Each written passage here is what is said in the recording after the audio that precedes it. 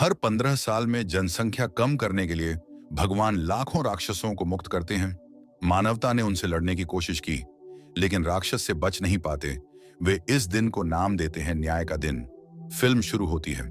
शहर के बाहर एक बिजली यंत्र में सब लोग एक कर्मचारी का जन्मदिन मना रहे हैं। उन्हें अचानक कुछ अजीब दिखाई देता है। सुरक्षा कैमरों पर एक परछाई शाफ्ट में हिलती हुई दिखाई देती है और एक कर्मचारी उसे देखने जाता है। तभी अचानक एक रहस्यमय राक्षस उस पर हमला कर देता है। वह व्यक्ति कार्यालय लौटने की कोशिश करता है, लेकिन जानवरों का एक झुंड उसका पीछा करता है और इमारत में सभी को मारना शुरू कर देता है। जैसे ही एक ग्रहण सूर्य को छुपाता है, जीव पूरे ग्रह पर दिखाई देने लगते हैं, लाखों लोगों को मारते हैं और शहरों को नष्ट करते हैं। समाचार इसे न्याय का दिन कहते हैं। सैनिकों को इन राक्षसों से लड़ने के लिए भेजा जाता है, एक ऐसे युद्ध में जो पूरे ग्रहण तक चलता है। इस लड़ाई में लाखों लोगों की जान जाती है और ढेरों संसाधन नष्ट हो जाते हैं, लेकिन अंत में सभी जीव खत्म हो जाते हैं और मानवता पुनर्निर्माण शुरू कर देती है। वे सुरक्षात्मक स्थापनाएं डिजाइन करते हैं जिन्हें गेट्स के नाम से जाना जाता है। 15 साल बीत जाते हैं और दुनिया फिर से सामान्य दिनचर्या में जी रही है। डेव एक चौकीदार के रूप में काम कर रहा है, एक ऐसी कंपनी जो उसे अच्छा वेतन नहीं देती। यहां तक कि जब उसे स्थानीय स्कूल में मरे हुए जानवरों को निकालने के लिए खाइयों में उतरना पड़ता है। आगे हमें लॉरा नाम की एक लड़की दिखाई जाती है। वह अपनी प्रयोगशाला में काम कर रही थी। इसी बीच एक आदमी उसके पास आता है। सहकर्मी ने उसे लंच पर चलने को कहा, जिसे वह इनकार करने का सबसे अधिक कारण उसके प्रति नाराजगी है। पूर्व पति डेव वह लॉरा के साथ नहीं था। लॉरा ने डेव से बहुत पहले तलाक ले लिया था। हमें लॉरा के बारे में पता चला कि उसका एक बेटा है जो उसके साथ रहता है। इस बीच उसका बेटा टाइलर अपनी गर्लफ्रेंड मैडी से मिल रहा है, जो आने वाले ग्रहण को लेकर चिंतित है।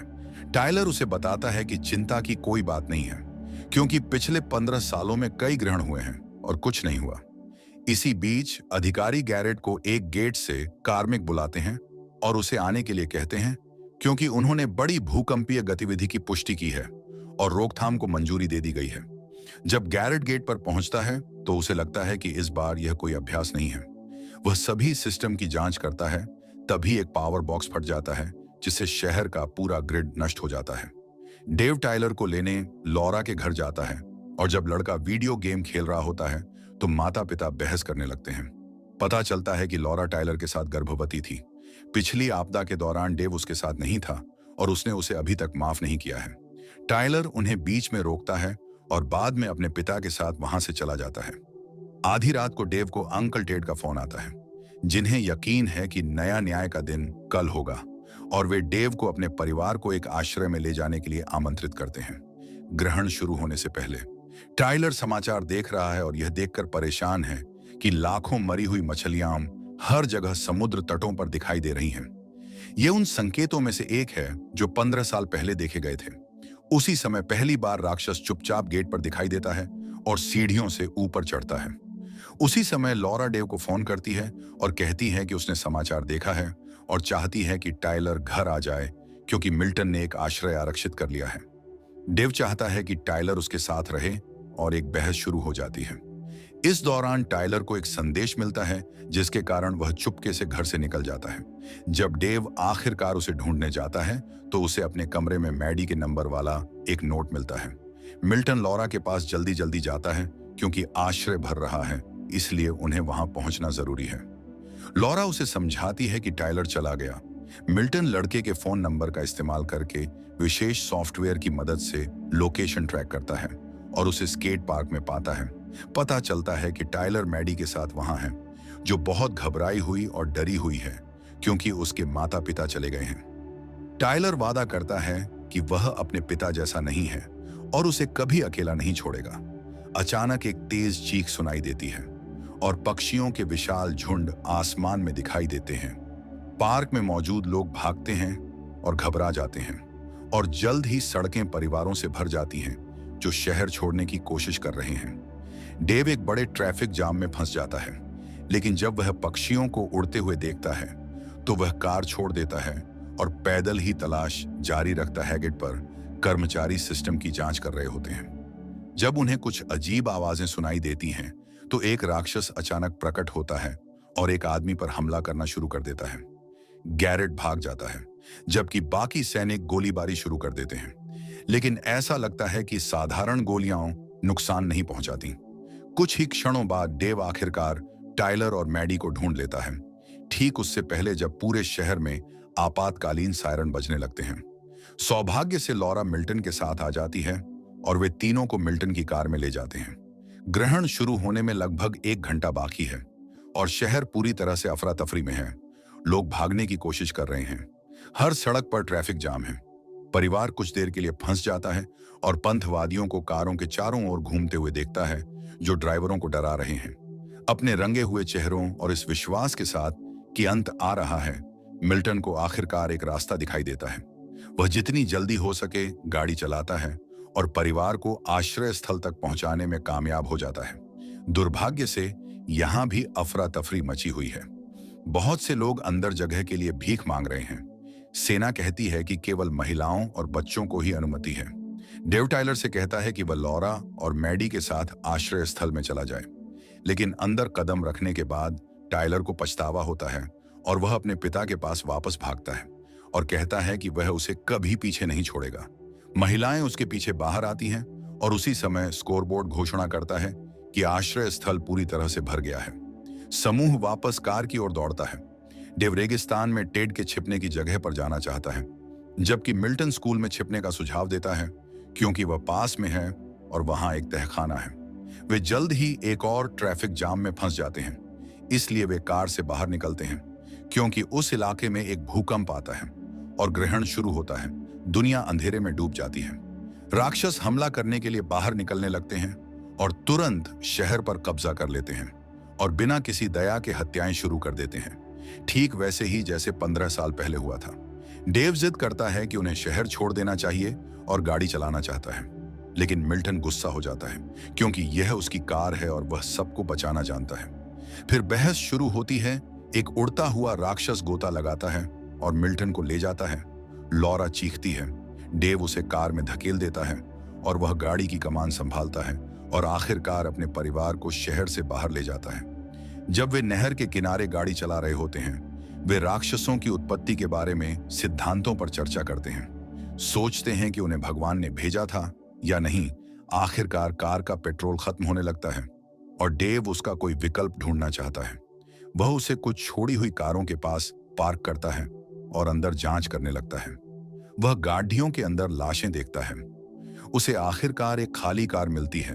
वह अंदर जाता है, लेकिन पीछे की सीट पर छिपे ड्राइवर उसे नीचे खींच लेता है, जिससे पता चलता है कि पास में एक राक्षस है जो और शिकारों की तलाश में गाड़ियों में इधर उधर खोजता रहता है।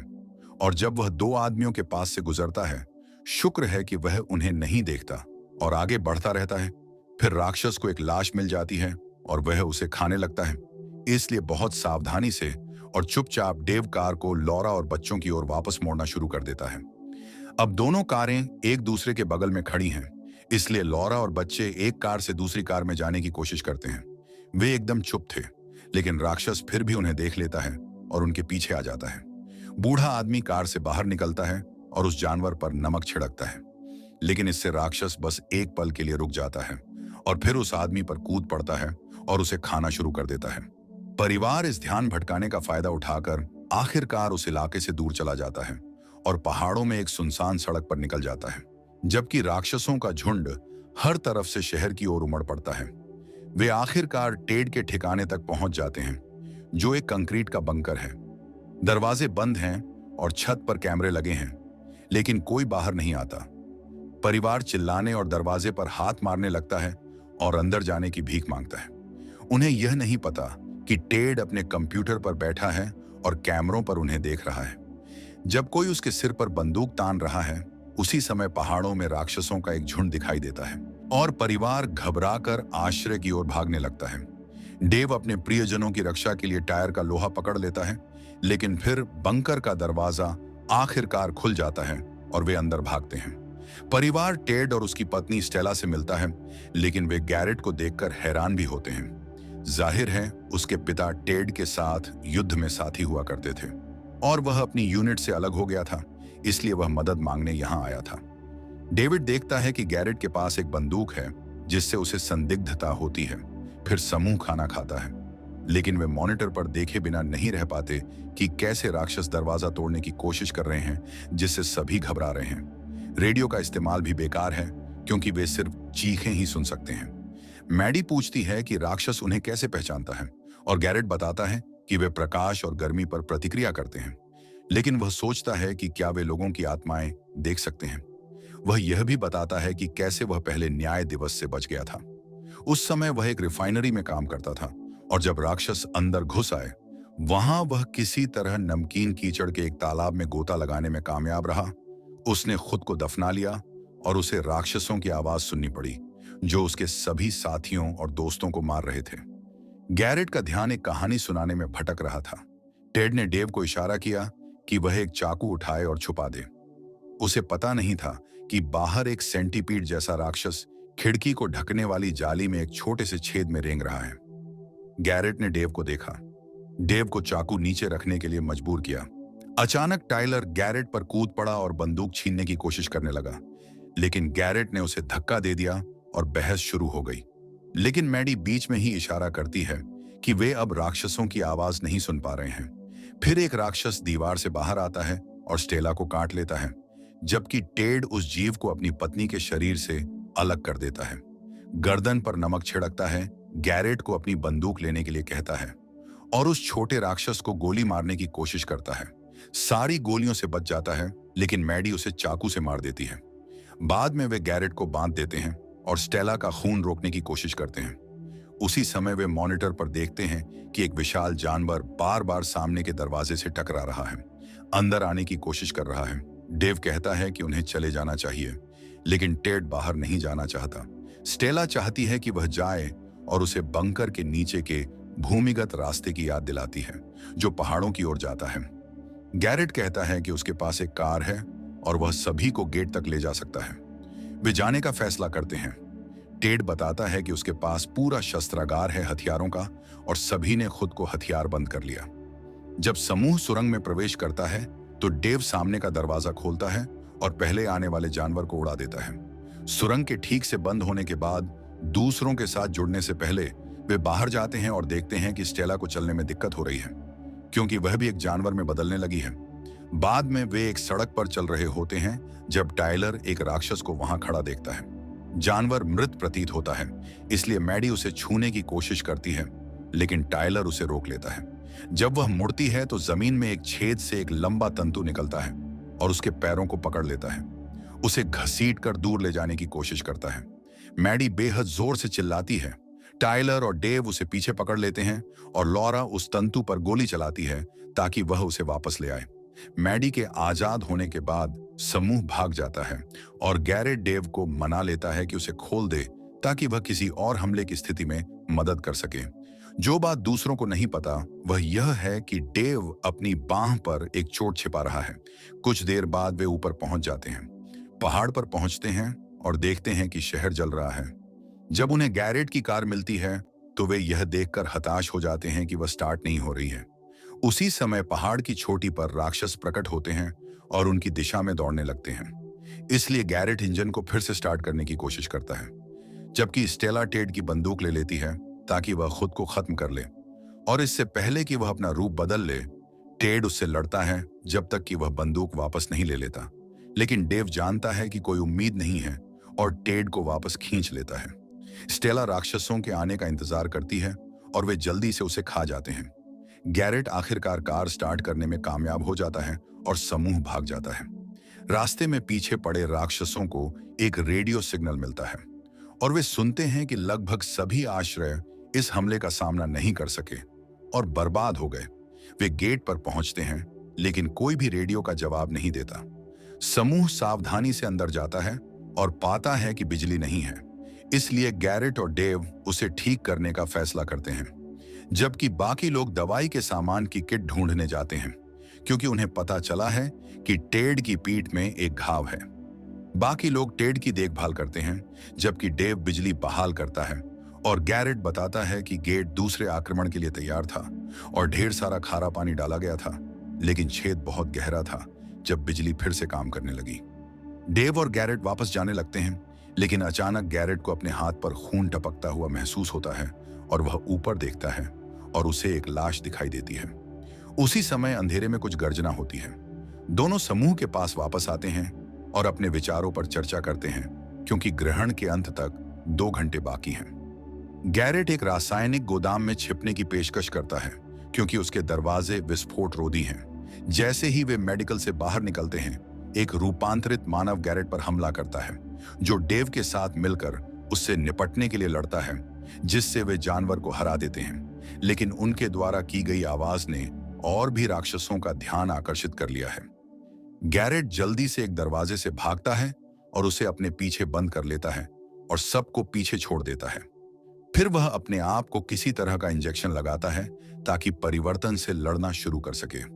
डेव अपने परिवार को दूसरे कमरे में ले जाता है और देखता है कि वहां फैलाव रेखाएं हैं, जिसका मतलब है कि टैंक दीवार की दूसरी तरफ है। इससे उसे एक योजना का विचार आता है। वह खारे पानी को टैंक के पाइपों से बाहर निकालेगा ताकि राक्षसों को बाहर रखा जा सके। और उसी क्षण दरवाजा टूट जाता है, जिससे परिवार भाग जाता है। डेव वेंटिलेशन से होकर अपना रास्ता बनाता है। कमरे में एक राक्षस को अपने शिकार को खाते हुए देखकर जब वह टैंक तक पहुंचता है तो वह बहुत सावधान रहने की कोशिश करता है।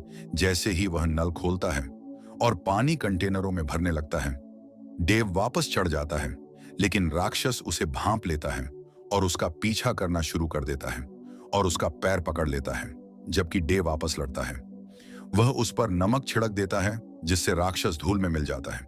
इस बीच बाकी लोग खुद को राक्षसों से घिरा हुआ पाते हैं और टाइलर उन पर गोलियां चला देता है। अचानक लाउडस्पीकर से डेव की आवाज सुनाई देती है, जो उन्हें फायर अलार्म चालू करने के लिए कहता है। राक्षस करीब आ रहे हैं, इसलिए टेड टाइलर से कहता है कि वह परिवार की रक्षा करे और राक्षसों पर कुल्हाड़ी से हमला करे। लेकिन कई जानवर एक साथ उस पर कूद पड़ते हैं और उसे मार डालते हैं। टाइलर वह लगातार गोली चलाता रहता है, लेकिन उसके पास गोला बारूद खत्म हो जाता है। इसलिए वह फायर अलार्म चालू कर देता है, जिससे खारा पानी राक्षसों पर गिरने लगता है और वे चूर चूर हो जाते हैं और वे दर्द से चीखने लगते हैं। उसी समय ग्रहण समाप्त हो जाता है और सभी राक्षस अपने क्षेत्र में वापस जाने लगते हैं, जिससे द्वार से होकर एक और भूकंप आता है। लॉरा और बच्चे भी आगे बढ़ने की कोशिश करते हैं, लेकिन उनका सामना गैरेट से होता है, जो इस बदलाव के कारण अपना दिमाग खो रहा है और टाइलर पर गोली चला देता है और उन्हें कंधे पर मारता है। लेकिन इससे पहले कि वह दोबारा गोली चला पाता, डेव उसके पीछे आ जाता है और गैरेट के सिर पर आग बुझाने वाले यंत्र से वार करता है।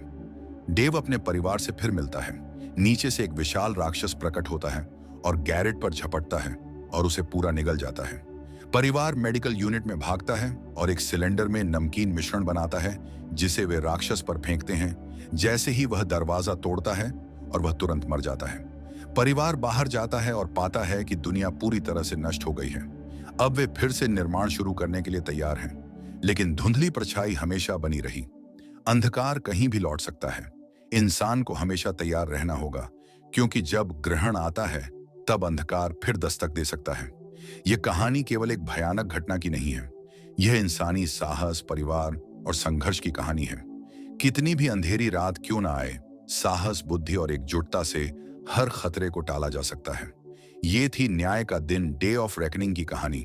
दोस्तों, अगर आपको वीडियो पसंद आया हो तो इसे लाइक जरूर करें और ऐसे ही कंटेंट और कहानियों के लिए सब्सक्राइब करना मत भूलें।